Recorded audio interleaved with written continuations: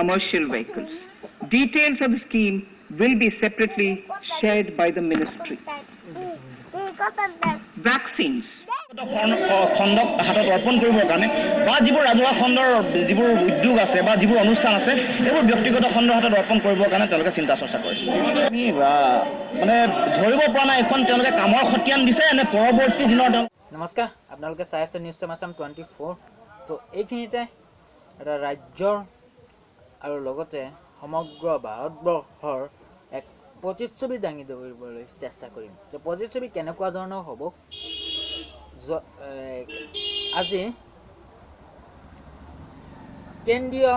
বিত্তমন্ত্ৰী নিৰ্মলা সীতাৰামনে বাজেট প্ৰস্তুত কৰি বাজেট উত্থাপন কৰে কেন্দ্ৰীয় সংসদত। তো সেইখন বাজেটত কি কি বিষয় সাঙুৰি লোৱা হৈছে, বিশেষকৈ আমাৰ অসমৰ ক্ষেত্ৰত, অসমৰ প্ৰেক্ষাপটত এই বাজেটখনে কেনেধৰণে ঋণাত্মক প্ৰভাৱ পেলাব, কেনেধৰণে যোগাত্মক প্ৰভাৱ পেলাব, সেয়াও বিশ্লেষণ কৰিবলৈ প্ৰয়াস কৰিম। তো প্ৰথমতে কৈছোঁ যে আমাৰ ৰাজ্যখন উত্তৰ পূৰ্বাঞ্চলৰ ভিতৰত আমাৰ ৰাজ্যখন অতি পিছপৰা ৰাজ্য। সমগ্ৰ উত্তৰ পূৰ্বাঞ্চলেই পিছপৰা। তো উত্তৰ পূৰ্বাঞ্চলৰ কাৰণে এই বাজেটখনত কি কি বিষয় সাঙুৰি লোৱা হৈছে, তো কি কি আহাৰ বতৰা দিয়া হৈছে বাজেটখনত, আৰু লগতে ইতিমধ্যে আমাৰ যি অৰ্থনৈতিক ব্যৱস্থা আছে, GDP এয়া মাইনাছত থকা বুলি জনা যায়। কিয়নো যি ক'ভিড পেণ্ডামিক আছিল, COVID-19 পেণ্ডামিকৰ কাৰণে আমাৰ অৰ্থনীতি জুৰুলা হৈ পৰে। সমগ্ৰ বিশ্বৰ অৰ্থনীতি জুৰুলা হৈ পৰে যদিও কিন্তু আমাৰ ভাৰতবৰ্ষত অতি বেয়াকৈ জুৰুলা হৈ পৰে প্ৰতিগৰাকী ব্যক্তিৰ অৰ্থনীতি। তেনে ক্ষেত্ৰত বহুত আহাৰ বতৰা আছিল এই বাজেটখন। তো এই বাজেটখনত যিসকল লোকে নেকি চাকৰি এৰি আহিবলগীয়া হৈছিল ক'ভিড পেণ্ডামিকৰ কাৰণে, আৰু লগতে যিসকলে বহিৰাজ্যত শ্ৰমিক হিচাপে কাম কৰি আছিলে, সেই লোকসকল যেতিয়া নিজ গৃহলৈ উভতি আহি নিবনুৱা হৈ থাকিল, পেটত গামোচা বন্ধাৰ সময় আহিল সেইসকলৰ, এনে লোকসকলৰ কাৰণে বাজেটখনত কি ধৰণৰ ব্যৱস্থা, কি ধৰণৰ পদক্ষেপ লোৱা হৈছে সেয়া আমাৰ বিশ্লেষণ কৰাৰ অতি জৰুৰী আছে।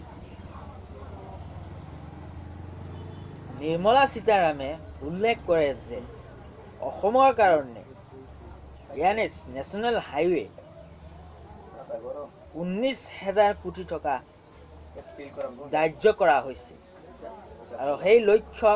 2024 বান্ধি দিয়া হৈছে। 2024 চনৰ ভিতৰত সেই লক্ষ্য পূৰণ কৰিব বুলি কেন্দ্ৰীয় বিধানমণ্ডলত উত্থাপন কৰে বিত্তমন্ত্ৰী নিৰ্মলা সীতাৰামন। এইখন আমাৰ অসমৰ কাৰণে এখন বিশেষ পদক্ষেপ, মানে স্পেচিয়েল প্ৰিন্সিপল। আৰু লগতে বাজেটখনত কিছুমান ঋণাত্মক ধাৰণাই অতি বেয়াকৈ ক্ষতিগ্ৰস্ত কৰিব সমগ্ৰ ভাৰতৰ জনগণক। সেই ব্যৱস্থাসমূহ কি কি? 1 নম্বৰ ব্যৱস্থা হ'ল ব্যক্তিগতকৰণৰ ফালে ধাৱমান হৈছে চৰকাৰখন। পুঁজিপতিক এতিয়া চৰকাৰী যি অনুষ্ঠান প্ৰতিষ্ঠান আছে, ইনষ্টিটিউশ্যন বা চৰকাৰী উদ্যোগ, সেইবোৰ লাহে লাহে ব্যক্তিগত কৰাৰ ফালে আগবাঢ়ি গৈ আছে। তো ইয়ে আমাৰ অৰ্থনৈতিক যি ব্যৱস্থা, পৰিকাঠামো আছে, এই পৰিকাঠামো ব্যাঘাত জন্মাব, অতি বেয়াকৈ ব্যাঘাত জন্মাব। যিহেতু ক'ভিড পেণ্ডামিকে অৰ্থনীতিক অতি বেয়াকৈ জুৰুলা কৰি থৈয়ে গৈছে। তো এনে ক্ষেত্ৰত বহুত আহাৰ বতৰা আছিল এই বাজেটখন কিন্তু তেনে কিছুমান নীতি যে বাজেটখনত উত্থাপন হোৱা নাই কেনে নীতি এই কোভিড পেণ্ডামিকত ক্ষতিগ্ৰস্ত হোৱা লোকসকলৰ যি ক্ষতিপূৰণৰ নীতি সেইবোৰ যে বাজেটখনত কেন্দ্ৰীয় বাজেটখনত উত্থাপন হোৱা নাই সেয়ে আমাৰ কাৰণে খুব দুৰ্ভাগ্যজনক বিষয় হয়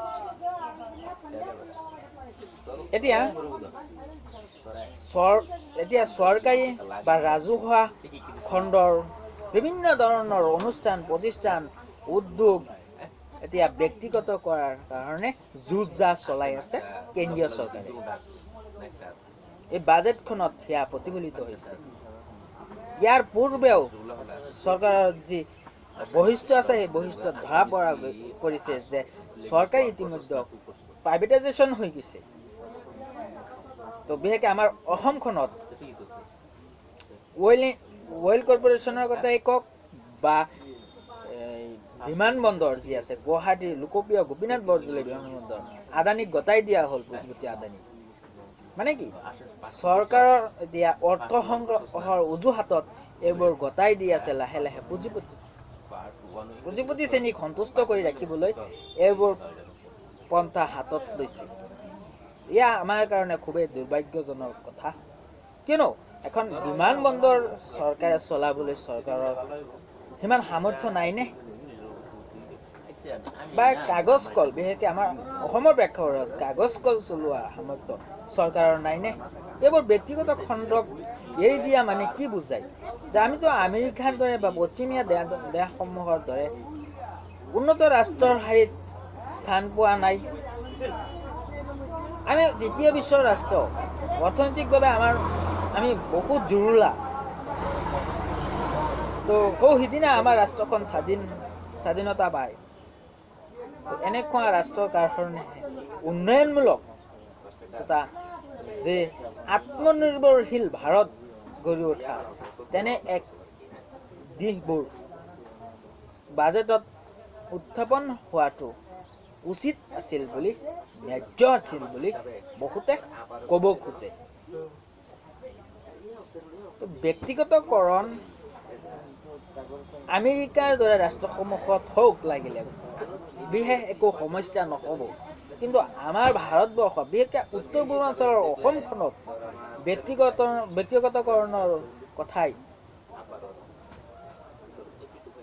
মূৰত কামোৰণি সৃষ্টি কৰে জনসাধাৰণৰ কিয়নো আমাৰ অৰ্থনীতি জুৰুলা আমাৰ অৰ্থনীতি অতি বেয়া ক্ষতিগ্ৰস্ত অৰ্থনীতি নিম্নমানৰ অৰ্থনীতি তেনে আৰু কোভিড 19 যি পেণ্ডামিকৰ কাৰণে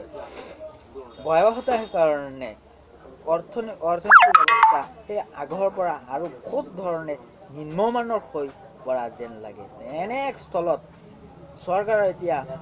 উচিত আছিলে যে যিবোৰ প্ৰতিষ্ঠান চৰকাৰী ৰাজহুৱা খণ্ডৰ উদ্যোগ এইবোৰ চৰকাৰেই চলাই নিয়াৰ ব্যৱস্থা কৰিব লাগিছিল আৰু এইবোৰত সংস্থাপন দিব লাগিছিল যিসকলে কোভিড-19 কাৰণে ব্যক্তিগত খণ্ডৰ চাকৰিয়ে হওক চৰকাৰী খণ্ডৰ চাকৰিয়ে হওক বা এৰি আহিবলগীয়া হৈছিল কিন্তু তাৰ বিপৰীত প্ৰতিচ্ছবি দেখা গ'ল এই বাজেটখনত তো ইয়াই আছিলে মূল বিষয় আৰু অসম জাতীয় পৰিষদ দলৰ সভাপতি লুৰিণজ্যোতি গগৈয়ে এই সন্দৰ্ভত কি কয় আপোনালোকক শুনাব বিচাৰিছোঁ তো আপোনালোকে চাই আছিলে নিউজ টাইম আছাম 24 যদি চেনেলটো ভাল লাগিছে তেন্তে ছাবস্ক্ৰাইব কৰি সদায় আমাক সহায় সহযোগ কৰিব বুলি আশা ৰাখিলোঁ আৰু লগতে যদি ভাল পাইছে তেন্তে লাইকো এটা কৰিব আৰু আপোনালোকৰ বহুমূলীয়া কমেণ্ট যি আছে কমেণ্ট বক্সত জনাবলৈ নাপাহৰিব এনে ঋণাত্মক ধনাত্মক পজিটিভ নিগেটিভ সকলো ধৰণৰ কমেণ্টছ আপুনি জনাব পাৰে কমেণ্ট বক্সত আহি তো সদশেষত পুনৰ সকলোকে ধন্যবাদ নমস্কাৰ জনাই ভিডিঅ'টোৰ অন্ত পেলাব বিচাৰিছোঁ আৰু এই চাগতে মই আপোনালোকৰ মাজৰ পৰা এইখনত বিদায় ল'ব বিচাৰিছোঁ জয় Assam Scrapping policy. We are separately announcing, Honorable Speaker, a voluntary vehicle scrapping policy to phase out old and unfit vehicles. This will help in encouraging fuel-efficient, environment-friendly vehicles thereby reducing vehicular pollution and oil import bills. Vehicles would undergo fitness tests in automated fitness centers after 20 years in case of personal vehicles and after 15 years in case of commercial vehicles. Details of the scheme will be separately shared by the ministry. Vaccines. The pneumococcal vaccine, a made-in-India product, is presently limited to only 5 states. It will be rolled out across the country. This will avert more than 50,000 child deaths annually. Honorable Speaker, I have provided 35,000 crores of rupees. এখন তেওঁলোকে কামৰ খতিয়ান দিছে এনে পৰৱৰ্তী দিনৰ তেওঁলোকৰ পৰিকল্পনা প্ৰস্তুত কৰিছে ইয়াত কেৱল মাত্ৰ তেওঁলোকৰ লক্ষ্য ব্যক্তিগত খণ্ডত LIC অৰ্পণ কৰিব এয়াৰ ইণ্ডিয়া দিব এইবোৰে লক্ষ্য তাৰ উপৰিও চিকিৎসাৰ বিভাগত কেইবাটাও তেওঁলোকে বহু পইচা ধৰিছে এইটো প্ৰয়োজনীয়তা আছে কাৰণ কৰোনা হোৱাৰ পাছত ভাৰতবৰ্ষৰ স্বাস্থ্য খণ্ডৰ বিভিন্ন ব্যৱস্থা সা সামগ্ৰী ভেকচিনেশ্যনৰ কথা এইবোৰত যথেষ্ট জটিলতা আহিছে স্থবিৰতা আহিছে কিন্তু আমি এই কথা দেখা পোৱা নাই ভাৰতবৰ্ষৰ অৰ্থনীতিৰ ভেটি কেনেকৈ সুদৃঢ় হ'ব ভাগি পৰা ভগ্ন অৰ্থনীতি নিগেটিভত চলি থকা ভাৰতবৰ্ষৰ যিটো GDPৰ ৰেট এইটো কেনেকৈ উত্তৰণ ঘটাব যিটো ইতিহাসত কেতিয়াও হোৱা নাছিল এইবোৰ কেনেকৈ ঊৰ্ধ্বমুখী দিশত অগ্ৰসৰ কৰিব কৃষি অৰ্থনীতি কেনেকৈ যাব ক্ষুদ্ৰ বা মজলীয়া উদ্যোগসমূহত কেনেকৈ ষ্ট্ৰেংথেন কৰিব সেই সম্পৰ্কত কোনো ধৰণৰ বাজেটত পৰিকল্পনা নাই চিন্তাধাৰা নাই ইয়াত কেৱল মাত্ৰ তেওঁলোকে অৰ্থ সংগ্ৰহৰ কাৰণে ব্যক্তিগত খণ্ডক হাতত অৰ্পণ কৰিবৰ কাৰণে বা যিবোৰ ৰাজহুৱা খণ্ডৰ যিবোৰ উদ্যোগ আছে বা যিবোৰ অনুষ্ঠান আছে এইবোৰ ব্যক্তিগত খণ্ডৰ হাতত অৰ্পণ কৰিবৰ কাৰণে তেওঁলোকে চিন্তা চৰ্চা কৰিছে আমি মানে ধৰিব পৰা নাই এখন তেওঁলোকে কামৰ খতিয়ান দিছে এনে পৰৱৰ্তী দিনৰ তেওঁলোকৰ পৰিকল্পনা প্ৰস্তুত কৰিছে ইয়াত কেৱল মাত্ৰ তেওঁলোকৰ লক্ষ্য ব্যক্তিগত খণ্ডত LIC অৰ্পণ কৰিব এয়াৰ ইণ্ডিয়া দিব এইবোৰে লক্ষ্য তাৰ উপৰিও চিকিৎসাৰ বিভাগত কেইবাটাও তেওঁলোকে বহু পইচা ধৰিছে এইটো প্ৰয়োজনীয়তা আছে কাৰণ কৰোনা হোৱাৰ পাছত ভাৰতবৰ্ষৰ স্বাস্থ্য খণ্ডৰ বিভিন্ন ব্যৱস্থা সা সামগ্ৰী ভেকচিনেশ্যনৰ কথা এইবোৰত যথেষ্ট জটিলতা আহিছে স্থবিৰতা আহিছে কিন্তু আমি এই কথা দেখা পোৱা নাই ভাৰতবৰ্ষৰ অৰ্থনীতিৰ ভেটি কেনেকৈ সুদৃঢ় হ'ব ভাগি পৰা ভগ্ন অৰ্থনীতি নিগেটিভত চলি থকা ভাৰতবৰ্ষৰ যিটো GDPৰ ৰেট এইটো কেনেকৈ উত্তৰণ ঘটাব যিটো ইতিহাসত কেতিয়াও হোৱা নাছিল এইবোৰ কেনেকৈ ঊৰ্ধ্বমুখী দিশত অগ্ৰসৰ কৰিব কৃষি অৰ্থনীতি কেনেকৈ যাব ক্ষুদ্ৰ বা মজলীয়া উদ্যোগসমূহত কেনেকৈ ষ্ট্ৰেংথেন কৰিব সেই সম্পৰ্কত কোনো ধৰণৰ বাজেটত পৰিকল্পনা নাই চিন্তাধাৰা নাই ইয়াত কেৱল মাত্ৰ তেওঁলোকে অৰ্থ সংগ্ৰহৰ কাৰণে ব্যক্তিগত খণ্ডক হাতত অৰ্পণ কৰিবৰ কাৰণে বা যিবোৰ ৰাজহুৱা খণ্ডৰ যিবোৰ উদ্যোগ আছে বা যিবোৰ অনুষ্ঠান আছে এইবোৰ ব্যক্তিগত খণ্ডৰ হাতত অৰ্পণ কৰিবৰ কাৰণে তেওঁলোকে